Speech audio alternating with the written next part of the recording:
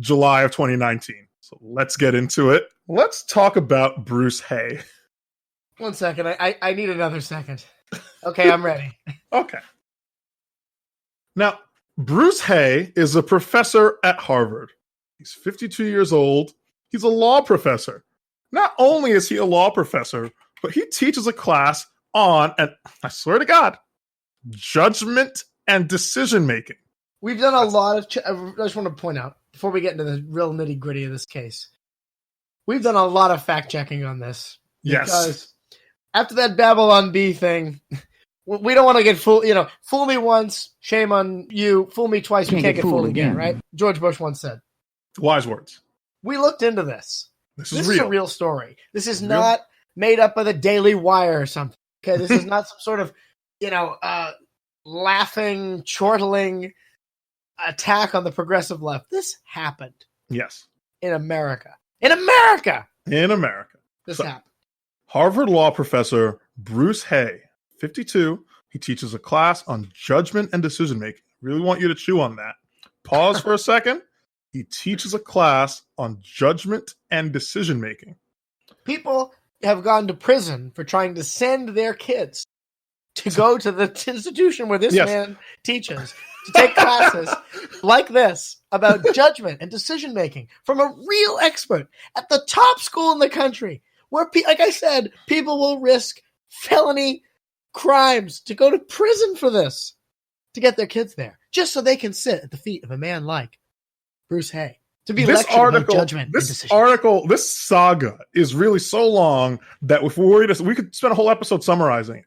We're going to have the full article there for you all to read. But we're going to run through some of the long and short of this story. Bruce Hay was shopping for something at a hardware store when a woman looked at him and said, "Man, you're really attractive. I'm looking for batteries. Do you want to have sex?" And then Bruce Hay is such a professor of a class on judgment. Yeah, judgment and decision making, which is stone cold alpha male that he's like, this makes sense. I'll definitely let's do it.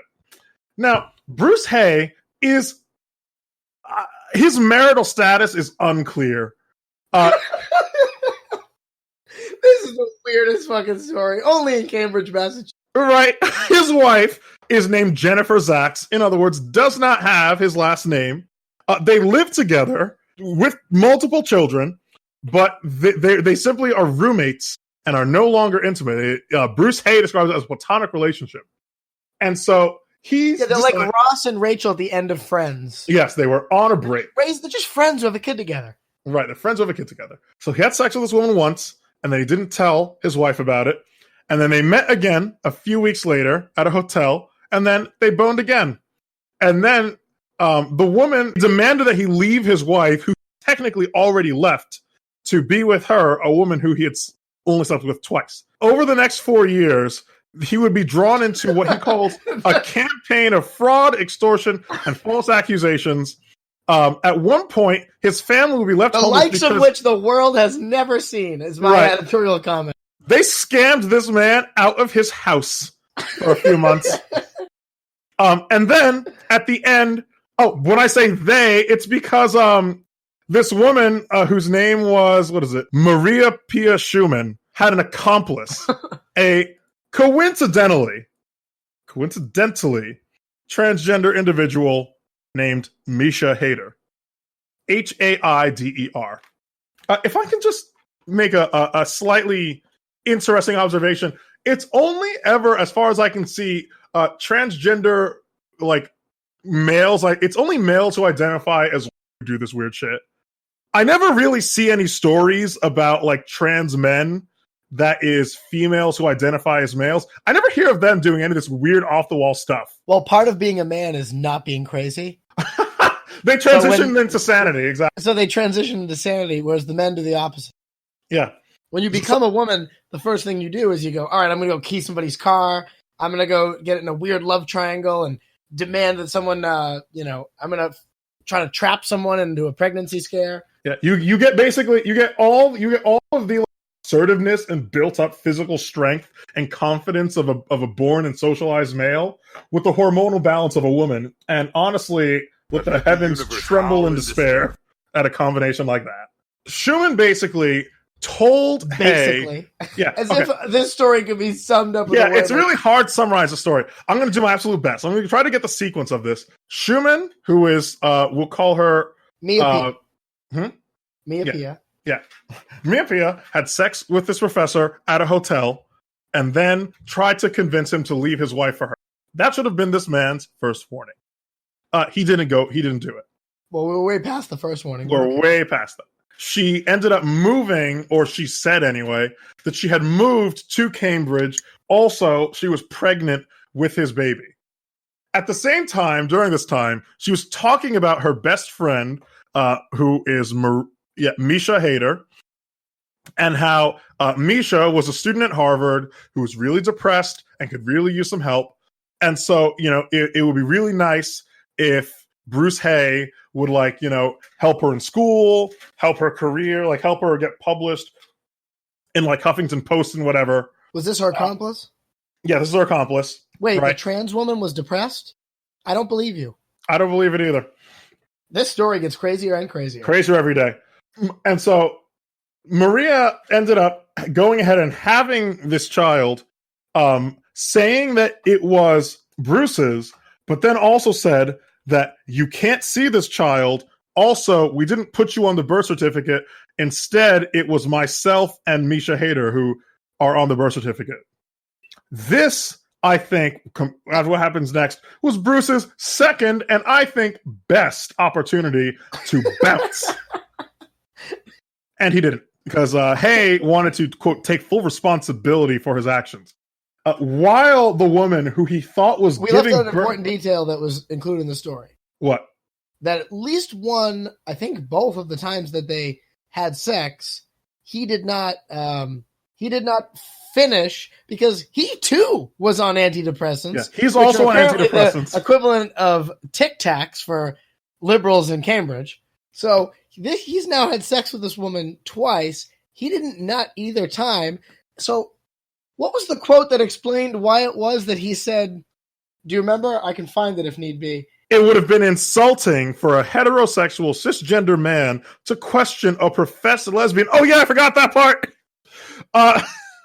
Maria Schumann told Bruce that she was a lesbian, but found this 52-year-old Harvard professor so attractive that they would have sex anyway.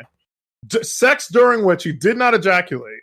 So when she said he was pregnant, even though he knew he didn't ejaculate, he said to himself, well, she would never lie, of course, because she's not only a woman, but a lesbian, which is like a higher grade woman on the hierarchy. Mm-hmm. So obviously, maybe, somehow, I ejaculated without knowing it is the most logical explanation.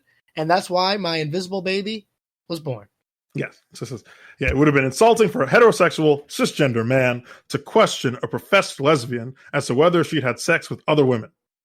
Other men. With other men, rather.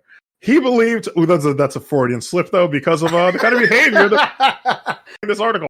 He believed her when she said her sexual relationship was an exception. This is another story, by the way, where when you read I've only read the summary of it, and as you read it, it feels like someone put something in your drink, and you're going, wait, am I...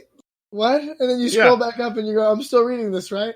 I'm not making anything up. You'll know when I'm making conjecture. When Bruce was on vacation in Paris with the woman who at least used to be his wife and his kids, while he thought another one was having his baby, and this I think is important, the two were texting him, despite telling him he couldn't be there at the birth of the child, because the stated reason for Maria was that she had been treated so horribly by men that she didn't want this child, what he thought was his child, getting too attached to him because something the patriarchy. All right.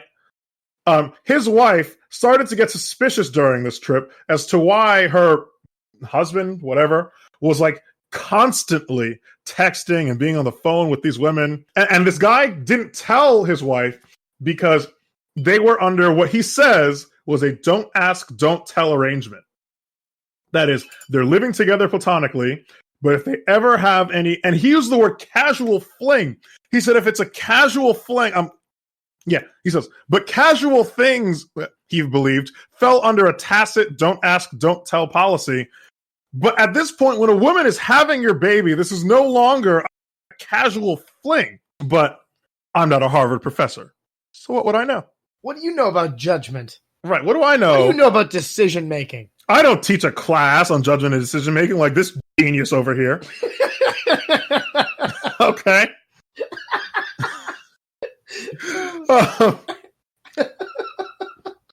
And so finally he told his wife what was going on, but that he couldn't break things off because, well, the child is his. And then, quote, her immediate reaction was, how do you know? He says, she raised points that were tactical on her part. I thought this was just her mental strategy for splitting us up. I thought she was deceiving herself. He thought his wife was deceiving herself. She wants to know how it is that the baby of this woman, I've never seen the baby, but that the baby that she's having, I don't know if I mean, she told me it exists, and she said it's mine. I didn't ejaculate when we had sex one time, but she wants to know how I know it's my baby. I think she's deceiving herself, this lady. Like, how do... Yeah. So I'm going to try to breeze through it a little bit. This is one of those stories where I think everyone involved should die. Yeah, oh yeah. I mean, this is worse than that Planned Parenthood story. I don't really have much respect for this man, and I don't think his wife does either. Much. Right. His wife, quote, recognized how spellbound he'd become and how vulnerable that made him. By the time she and the children returned to Cambridge that July, the crying had stopped and the concern for her partner and family took over. No, I think what happened was that the wife realized what we're about. Again, we haven't even gotten to the good part, dear listener. What was going to happen in this ensuing story, and I was like, oh my God, this man is going to take me down with him. Okay. I mean, this guy was beta bucks, and she saw, oh my God, my beta bucks are in danger. And so while they were on this trip, while this woman was delivering this man's alleged baby, the two were also texting him, accusing him of, quote, exploiting and manipulating the hater, and said there should be criminal, legal, and administrative consequences for your behavior. They began threatening to report him to the police and the university for raping Schumann. That is the woman who's giving his baby. On the afternoon of the 26th of October, were they claiming that he raped her, or was it they saying we're just going to make it up? They were directly they were blackmailing him, yeah. And then so they were basically saying you did not rape her, but we're going to say you did. Right. And then they went to file a complaint at Harvard, and then, quote, I'm going to add that you just now attempted to extort her for $1 million. If you make any further threats to destroy me, I will share those with the administration as well. You calling me and hanging up also constitutes harassment. So, so then they began a paper trail of Title IX investigations, of Title IX complaints, rather. Eventually, he tried to ghost them. Whenever he wouldn't pick up, they would call his landline and send text demanding that he pick up the phone. They called his oldest son to try to track him down whenever he tried to. When they tried to call their landline once, the wife, realizing what was about to unfold, had blocked their number. So they showed up at his house and met his wife for the first time. They shouted at his son. They harassed his son. Let's see. I like how they do everything in tandem. Yeah. This is a team effort. The police showed up for this domestic dispute, but no charges were filed. They returned to the house again just before Christmas, and then the wife called the cops. And then they're like the Siamese cats from the movie Cats or something. Like you'd think you would say, let's just send the one that he had sex with, and like let's keep this scam, as simple as possible. Like when you're running a scam, you want to keep it simple. But despite the fact that they were continually calling him a rapist and threatening to report him for harassment at his university where he worked, he still let them spend Christmas together at his house. Finally, she wisely took his name off of the title to the house. So now only the wife owns the house. After Christmas, the women... this was like a story, like this is like some sort of tortured thought experiment that someone came up with. To show that anarcho-capitalism doesn't do enough. something. No, to show like why, like you ever hear like